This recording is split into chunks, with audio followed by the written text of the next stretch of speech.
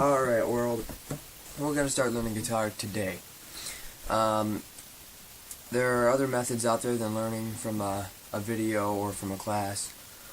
One of them that I've heard many people recommend, I haven't actually tried it, but it's called the Rocksmith. You can look that up.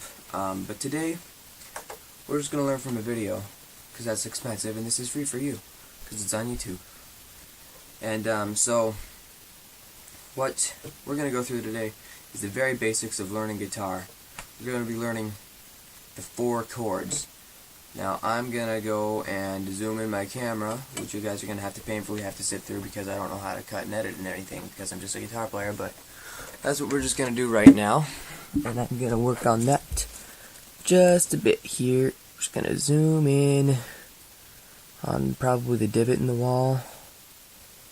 I hope that's a good distance. Alright. Now hopefully you'll be able to see what I'm doing here. There are 6 strings on this guitar. It's the only kind of guitar I know how to play. And we're going to be learning the main 4 chords today that everyone needs to know in order to play most songs. We're going to start with the G chord. When it's played, it's going to look something like that, or maybe like that. I personally don't like this way. If you don't like this way, you can play that way.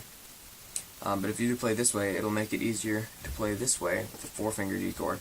I'm just going to go through where you're going to put your fingers on the guitar. Sorry, my nose itches a lot here.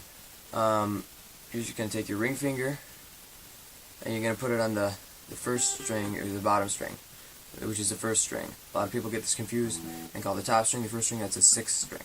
Alright? That ring finger is going to go on that 3rd fret, 1, 2, 3. And then the next finger is going to be your index finger, and you're going to put that on the 2nd fret all the way back up to the 5th string here. 2nd fret there, 1, 2. Count from there, like that. Then you're going to take your middle finger, and you're going to put it on the 3rd fret of the 6th string, and it's going to sound like that if your guitar is properly tuned. If it doesn't sound like that, you're probably not tuned properly. And the only thing I can say about that is get yourself a tuner if you don't have one, and tune it. With a brand new guitar and brand new strings, your guitar is going to untune very often and somewhat quickly, because those strings still have to stretch a little bit. So that's the G chord right there.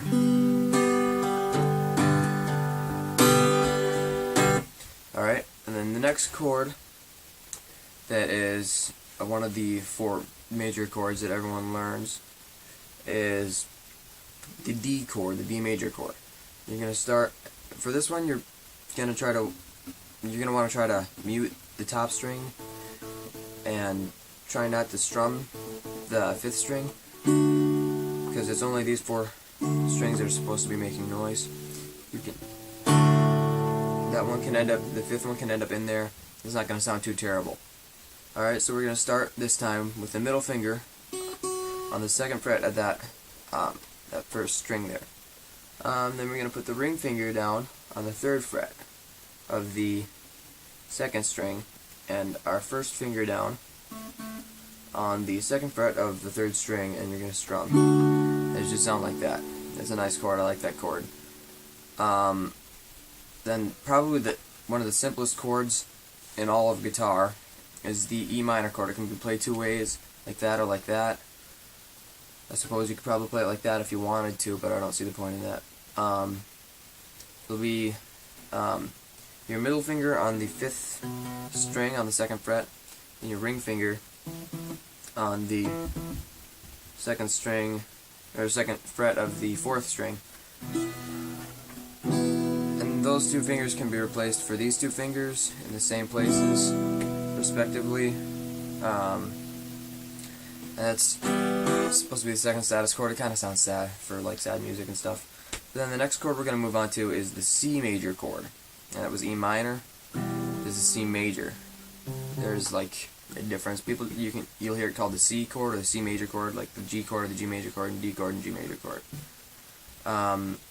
And then, so the C chord you're gonna want to try to mute that 6th string again with probably your thumb, or some people play it and mute it with their pinky, which would be really difficult for me because I just press down. I don't know, I maybe could do it, but I'll end up getting like a note, an undesirable note in there. So we'll end up with putting that ring finger right on the 3rd fret of the 5th string. And then the next one up is the 4th string, and we'll be going with our 2nd finger. Then we'll skip a string, and that'll be the first fret on the 2nd string. And then we're gonna leave open the bottom string, the 1st string, the high E string they call it sometimes. So if you can arrange these chords in pretty much any arrangement you want. You can, like with a G, D, E minor, C, like the order I taught in, like. And so they sound good, and we can reverse that order. We can leave a chord out.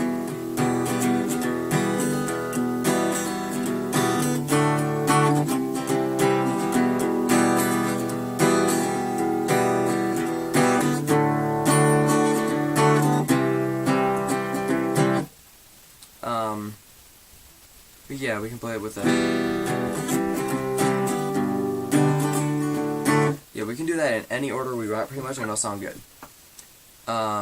So those are the 4 chords for you. Thank you for watching. Like and subscribe for me, please. That'd be much appreciated. I'll see you around in the internet world. Thanks.